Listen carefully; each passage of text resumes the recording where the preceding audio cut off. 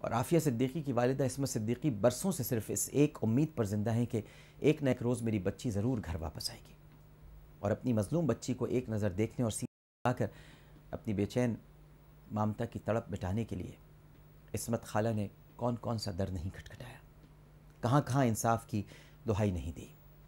بے حسوں اور سنگ دلوں نے انہیں کیسے کیسے جھوٹے دلاسے نہیں دیے،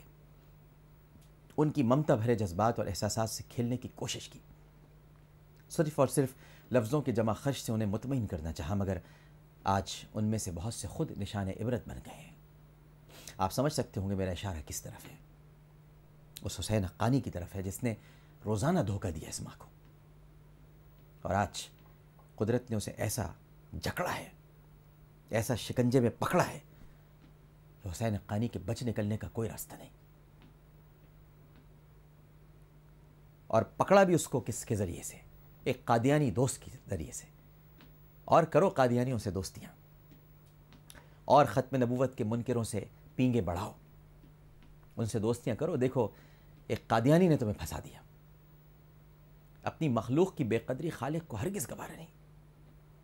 انسانی جان کی کیا قدر و قیمت ہوتی ہے یہ ان سے پوچھئے جنہوں نے ایک اسرائیلی فوجی کی رہائی کے عوض 400 فلسطینیوں کو رہا کیا ہے، اور دنیا کو یہ بتا دیا ہے کہ زندہ قوموں کے نزدیک ان کے افراد کتنی اہمیت رکھتے ہیں، مگر جن کے دل اور ضمیر ہی مردہ ہو جائیں، ان کے نزدیک نہ ایک ماں کی قدر باقی رہتی ہے، نہ بہن کی، نہ بیٹی کی، اور نہ کسی اور کی۔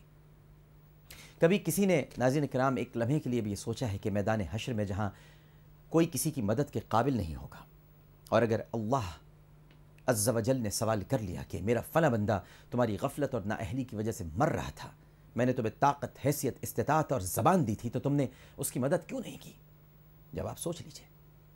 کہ موت ہم سب کے تعاقب میں بڑی تیزی سے چلی آ رہی ہے، زندگی اور موت کے درمیان معلق عرفہ، عافیہ اور ان کی والدہ عصمت آپا چیخ چیخ کر کہہ رہی ہیں کہ جہاں احساس نہیں ہوتا وہاں انسان نہیں بلکہ گدھ بستے ہیں، اور گدھوں کے شہر میں انسانوں کو زندہ رہنے کا کوئی حق نہیں ہے۔ میں نے ابھی تھوڑی دیر پہلے عرفہ کے والد سے بات کی تھی، اور میں نے اپنے طور پر آپ لوگوں کو بتا رہا ہوں کہ ظاہر ہے کہ یہ بات میں اب ان سے نہیں کہہ سکوں گا، لیکن میں نے ان سے یہ کہا، میرے لائق کوئی بھی حکم ہو، کوئی بھی خدمت ہو، تو آپ کا یہ بیٹا آپ کے لیے حاضر ہے۔ آپ چاہتے ہیں کہ میں آپ کے ساتھ کاندھے سے کاندھا ملا کر وہاں کھڑا رہوں، میں آنے کے لیے تیار ہوں۔ آپ چاہتے ہیں کہ میں اپنی اس بہن کے لیے کوئی کیمپین چلاؤں، کوئی مہم چلاؤں، میں اس کے لیے تیار ہوں۔ لیکن میں گزشتہ کئی دنوں سے ٹویٹر پر اپنے تمام فالوورز سے گزارش کر رہا ہوں کہ وہ عرفہ کے لیے دعا کریں، عافیہ کی والدہ عصمت خالہ کے لیے دعا کریں۔ ہمارے پاس دعا کے سوا اور کوئی ہتھیار نہیں ہے، ہم یہ کر سکتے ہیں، اور ہم یہ کر رہے ہیں، اور ہم یہ کرتے رہیں گے۔ اور ساتھ ساتھ میں آپ سے یہ بھی کہوں گا کہ اس طرح بہت ساری بچیاں ہیں، بہت سارے بچے ہیں جو بستر علالت پر ہیں۔ ہماری ایک ریگولر ویور ہیں جو بہت شوق سے عالم اور عالم دیکھا کرتی ہیں، ان کا نام ہے نتاشا، وہ بھی اس وقت موت و زیست کی کشمکش میں مبتلا ہیں۔ ان کے لیے بھی میں آپ سے گزارش کروں گا کہ دعا کیجیے، اللہ تعالیٰ ان کو بھی صحت کاملہ اور عاجلہ عطا فرمائے۔ اور بھی ہمارے جتنے بھی چاہنے والے ہیں، محبت کرنے والے ہیں، ان سب کے صحت کے لیے، عافیت کے لیے آپ سے دعا کی گزارش کرتا ہوں۔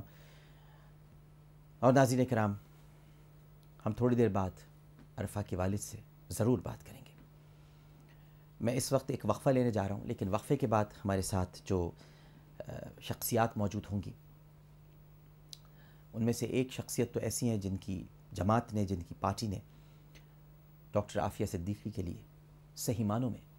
بہت محنت کی ہے، بڑی کامیابی سے مہم چلائی ہے۔ پوری دنیا کی توجہ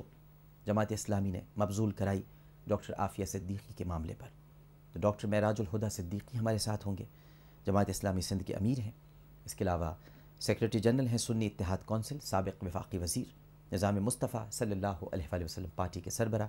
اور المصطفیٰ ویلفیئر ٹرسٹ کے سرپرست اعلیٰ حاجی محمد حنیف طیب صاحب۔ ایک چھوٹا سا وقفہ لیتے ہیں، وقفے کے بعد حاضر ہوں گے۔ آپ ہمیں کالز بھی کر سکتے ہیں، آپ ایس ایم ایس کے ذریعے بھی اپنے جذبات کا اظہار کر سکتے ہیں، اور اس کے علاوہ ناظرین کرام آپ دعا کر سکتے ہیں، دعا ضرور کیجیے گا۔ ایک چھوٹا سا وقفہ۔ السلام علیکم ورحمۃ اللہ۔